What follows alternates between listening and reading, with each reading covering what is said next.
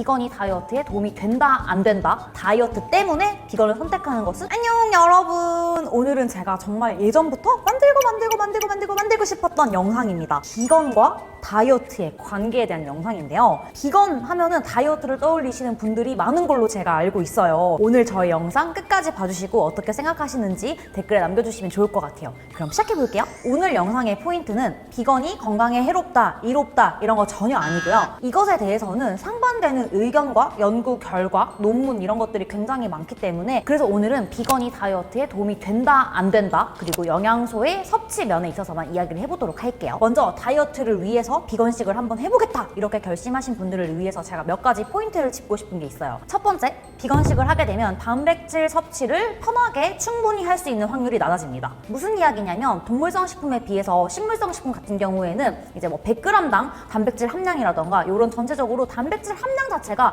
낮은 경우가 굉장히 많아요. 그러다 보니까 나의 근성장 혹은 건강 유지를 위해서 목표로 하는 단백질량을 채우기 위해서는 작은 양이 들어있다 보니까 많이 먹어야 되는 거죠. 그러다 보면 이거는 칼로리의 과다 섭취로 이어질 확률이 높게 됩니다. 어찌되었던 간에 칼로리 자체가 높아지면 다이어트엔 좋지 않아요. 같은 칼로리 안에서 이 칼로리를 구성하는 탄수화물, 단백질, 지방을 어떻게 구성할지는 내가 선호하는 음식이라던가 나의 라이프 스타일 같은 것을 고려해서 다양하게 시도해볼 수 있지만, 어찌되었던 총 칼로리 자체가 오버가 되면 이건 다이어트에 절대 좋지 않거든요. 그렇다면 칼로리가 너무 과해지지 않으면서 단백질을 충분히 섭취해야 되는 거 아닌가요? 맞습니다. 근데 자연식으로 비건식을 하신다면 그게 조금 어려우실 수도 있어요. 그러면 그럴 때는 이제 비건을 위한 프로틴이라던가 이런 식으로 가공식품으로라도 단백질을 충분히 섭취를 해주셔야 되고요. 두 번째, 비건식을 하면서 영양소의 불균형이 올 수 있어요. 영양성분표에 똑같이 단백질 20g이라고 쓰여 있다고 해서 이게 다 똑같은 단백질 20g이 아니에요.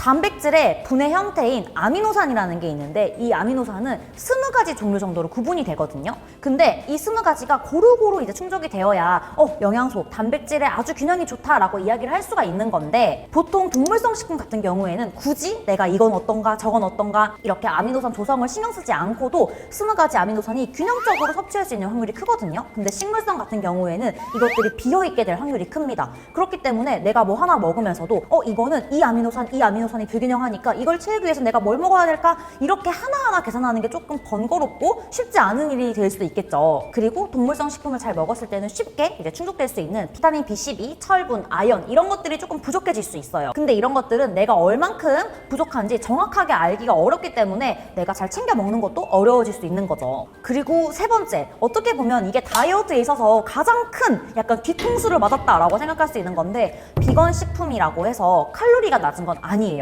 오히려 칼로리가 높은 비건식들도 많습니다. 제가 그래서 인스타그램에 미미들에게 얘기를 했더니 많이 답변을 보내주셨는데, 그 중에서 가장 많이 나왔던 것의 성분표를 한번 살펴보도록 할게요. 자, 이렇게 하나에 90g이고요. 칼로리는 271칼로리에 탄수화물 49.5, 단백질 7.3, 지방 6.2, 이렇게 대부분 탄수화물이 가장 많이 차지를 하고 있었고, 그 다음이 지방과 단백질 요 순으로 열량을 내고 있었어요. 빵 하나에 뭐 300칼로리도 안 되면 괜찮은 거 아닌가요? 라고 생각하실 수 있지만, 여러분 파리바게트에 에그타르트를 제가 가져와 봤는데 보실까요? 하나에 50g이라서 제가 아까 소개해드렸던 빵이랑 똑같은 90g으로換算을 해서 성분을 비교해 볼게요. 그렇게 되면 칼로리는 243칼로리예요. 오히려 아까 비건빵보다 칼로리는 30칼로리 가량 더 낮죠. 그리고 단백질은 3.6, 전체 탄수화물량과 전체 지방량은 정확하게 나와 있는 게 아니라서 이렇게 추정을 해볼 수 있는데, 어찌되었던 간에 칼로리 자체가 같은 중량으로 비교를 했을 때 에그타르트보다 비건빵이 더 칼로리가 높았다는 게 굉장히 충격적이지 않나요? 우리 에그타르트 2개 먹고 나면은 나 오늘 다이어트 망했다, 어떡하냐 이러지만, 비건빵은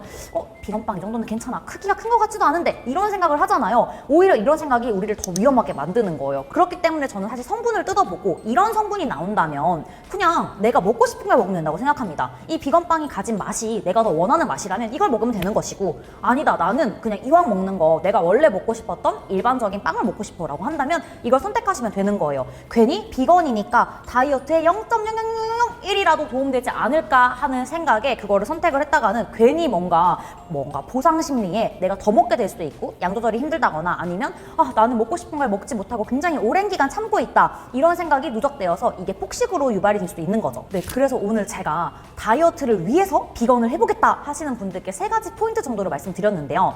결과적으로 종합을 해보자면 아주 극단적으로 육식만 하는 것도 아주 극단적으로 비건만 하는 것도 영양소 균형을 맞추기에는 조금 어려워요. 그렇기 때문에 내가 비건의 뜻이 있어서 하겠다라는 게 아니라면 그냥 혼식을 하는 것이 가장 영양소 균형을 맞추기에 좋기 때문에 전 이걸 추천을 드리고, 비건이 좋다, 육식이 좋다 이렇게 한다기보다는 내 식사에서 부족한 영양소가 무엇이고 이것을 어떻게 하면 채워갈 수 있는지 이거를 체크해보는 게 가장 더 중요한 문제가 아닐까 싶어요. 그리고 다이어트에 있어서 비건 자체가 주는 의미는 찾기 힘들다. 그렇기 때문에 비건을 원하는 사람은 비건을 하면 되지만 다이어트 때문에 비건을 선택하는 것은 굳이 효율적인 선택이 아니라고 할 수 있다. 이 정도입니다. 어떠셨나요? 비건은 다이어트 조금 이게 약간 되게 비슷하게 마케팅도 많이 하고 있고 그렇기 때문에 우리가 약간 이거를 비슷한 결로 인식을 하고 있는 것 같은데 여러분 절대 아니니까 속지 말고 우리 성분표와 모든 것을 따져보면서 우리에게 필요한 음식을 주체적으로 선택해서 먹으면 좋을 것 같아요. 그럼 오늘 영상도 재밌게 봐주셨다면 좋아요, 구독하기 눌러주시고 우린 다음 영상에서 또 만나요. 안녕!